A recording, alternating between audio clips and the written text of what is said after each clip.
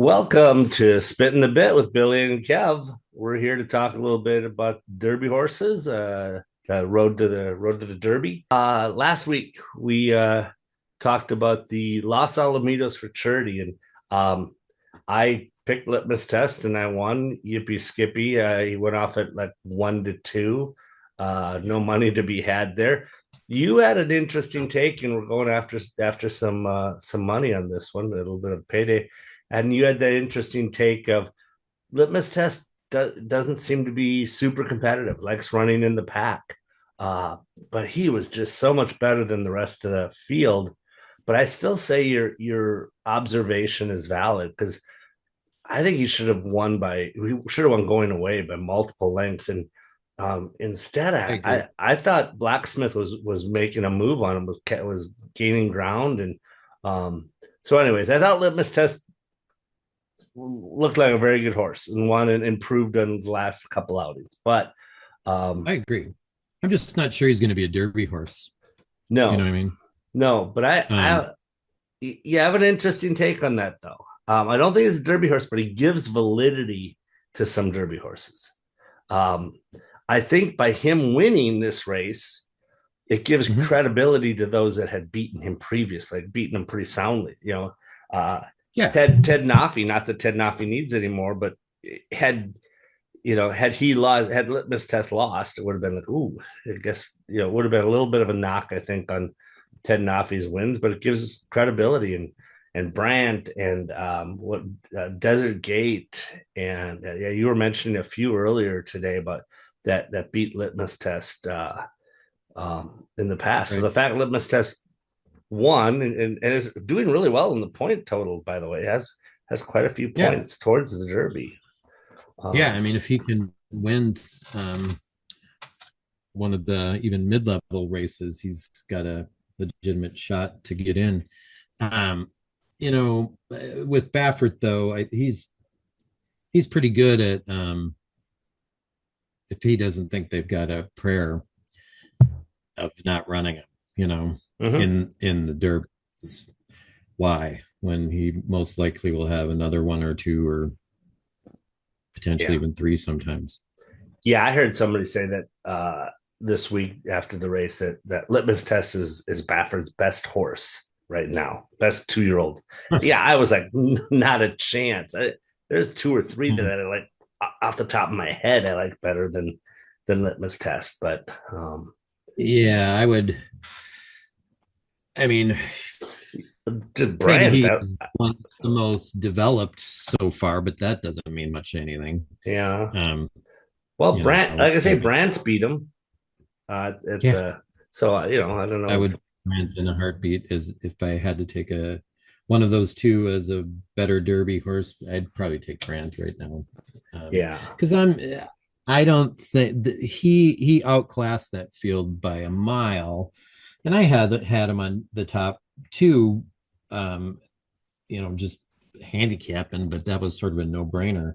I just wanted to see what Captivator would do, but he broke so poorly and got forced six wide in the first turn. It was over before it started.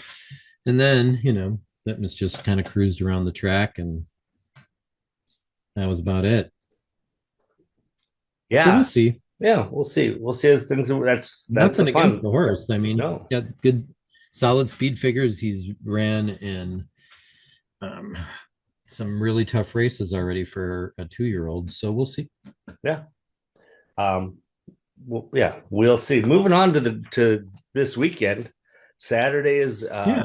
Gun Runner. Like I said, I think it's a track I might be wrong, but it just feels like you do pretty well at handicap in the fairgrounds with that long stretch drive. And oh, And yeah, I don't know if I do any better, but I certainly love it. And I think part of that is just I live in Minnesota. Like last week we just had brutal weather, and yeah, this is the time of year where I'm drinking my coffee before I go swim and find myself looking at Weather Channel and Verbos, why aren't I across the in New like, Orleans? why am I here? Why am I here?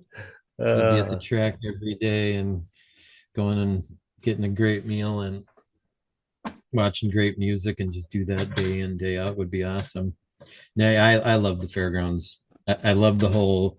We talked about that in previous episodes. Of all the tracks in their qualifying races, I really love how they um, do it at the fairgrounds. That consistent building up to a mile and 3/16 for the Louisiana Derby, um, and like you said, I can't prove it, but it sure seems like I don't know if it gives you any better chance of winning or not, but it gives you the type of seasoning to handle what's coming in the Derby. In my opinion, better than the other tracks. You get larger fields, you have the long stretch, Yeah, um, and their yeah, mid-level qualifying races are as the Risen Star, the one before the Louisiana Derby, is as long as any of the other major Derby preps, the Florida Arkansas Derby, Bluegrass. They're all a mile and an eighth, and you get that a month before in Louisiana. yeah. Now we're talking the gun runner this weekend, and the history of the gun runner's short. Tell Right. us about that. How? Super sure. Yeah, it's only been a qualifying race since 2021. I think that's the first year too, the inaugural year. And that's we've been talking about just fun horses that have come out of these particular races, and this week with the gun runner. The first year was won by Epicenter. Right, right. Um, yeah, and in that same race, that gun runner that year was Rich Strike, who finished fifth, but 4 months later went on to win the Derby and beat Epicenter with the crazy 90 something to one, 320 some $1,000 superfecta. And that was a great year. Like those were some really good horses that were there. And Zandon came out of not this particular race, but Zandon, who finished third, came out of one of the qualifying Louisiana races too. I think it was the Risen Star. I'd have to go back and look, but Zandon ran at in Louisiana too, to gain some points. But the horse that finished second in that gun runner that year, Tejano Twist. He was running this past weekend. I can't remember what race I watched. I think I was watching Oaklawn, but that horse finished second in the gun runner in 2021, and He's still racing, and he's won 1.6 million dollars just in. He's been a really good, consistent horse, not in uh, G1 races, but high quality races. And then Epicenter, it that was a crazy fast pace, and it should have been Asmussen's year, um, but wasn't. But Epicenter went on to prove that he was legit. I mean, he finished second in the Preakness, but he went on later that summer to win the Jim Dandy at Saratoga, and then he won the Travers at Saratoga as well. Um, he ran against Flightline in the Breeders' Cup Classic, but that's where he got hurt, and thankfully survived. But he had to have two surgeries. It was pretty touch and go that he was even going to survive, and now he's on to being, you know, a good stud. Looks like, but I think they had to re-put screws in his broken foot. They put the Really? splint on the track, and it was pretty touch and go. They had to take the original screws out, if I remember right. And compared to what happened to Barbaro, um, some of the advances that they've done with the veterinary world, he's alive and doing fine. Awesome. Awesome. Awesome. Yeah, So let's talk gun runner. Let's talk the race this weekend. yeah. Get a little bit of history. I like the fact that I just the fairgrounds. You get what a field of eight. Which is Um, small, it typically for yeah, as we move along, and that might not play out this year, but you're going to get years where there's 10 plus horses in some of these Derby prep races at the fairgrounds. Yeah, and I don't see it. My opinion, my handicap, I don't see a clear cut favorite. And I think I agree. all eight of them have a shot at winning. There's something I like about all eight of them. It's a lot of times in a I handicap, you agree. go, "Oh, this horse has no chance. I'll just push them aside." I couldn't do that with any of these eight. They're all, "Oh, well, maybe." So yeah, I think it's going to be a really fun, really competitive field. Um, Right. I and yeah, agree. and different running styles of these horses too. So I'm kind of excited to That's watch the it. other part. So Yeah, tell, and even the horse out on top, I'm not even 100% sure how he's gonna run. Like his past performances, I can't tell if he is gonna have the biggest kick at the end or if he's gonna be on the lead when they hit the stretch for hmm, sure. I have a well, theory, but well, tell us about it. Tell yeah. us about who you got and who you like. All right. Let's see if I can share the Oh yeah, screen past share for us. performance. Let us. There we go. I got it. I see you. All Race right. 11 on. Yeah, there we go. Saturday at the fairgrounds. It looks like it's going to be with New Orleans. You get more rain than some of the other tracks, but it looks like it's going to hold off and not be a sloppy track. Not that I think it would have impacted it all that much. I went back and forth on this. I won't bore people with how I do my calculations, but I ended up settling on Crown the Buckeye, um, a Mike Maker horse with Jareth Loveberry on board. I'm a big Loveberry fan. He's had some good years at Canterbury back when, but he was the jockey on Two Phils that finished second to Mage in the Derby a few years back. Um, and Two Phils came out of some prep races at the fairgrounds as well. Um, so, anyways, I have Crown the Buckeye on top. Um, and like looking at his past performances, the tracks he's coming out of are part of what makes me um a little nervous. But it would be really fun if a horse that comes out of Mahoney Valley Yeah, um and Belterra Park and Thistledown can make some noise. It's won his last two races by a combined 16 and a quarter. there you go. Um, non-graded stakes, but the last one was a mile and a 16th. Um, but if you look at his speed figures, his first two races, he was on the lead. Again, you're at Belterra Park and Thistledown. Nothing against those tracks, but um, he was just right there and just cruised home in both of them. But his fire speed figures in that first race at Belterra Park were triple digits on the first two calls. And then this last race was kind of the complete opposite. It almost looks like um it almost looks like numbers you'd see on a closer on the turf. 65 buyer speed figure and 74 in those first points of call are crawling. Um, Yeah, and yeah, then he lit it up on the stretch with a triple digit closing figure and blew him away. Um, if it was a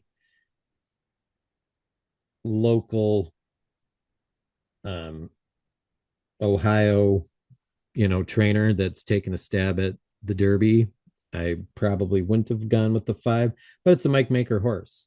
Um, he knows what he's doing, and I don't think he ships. I can't.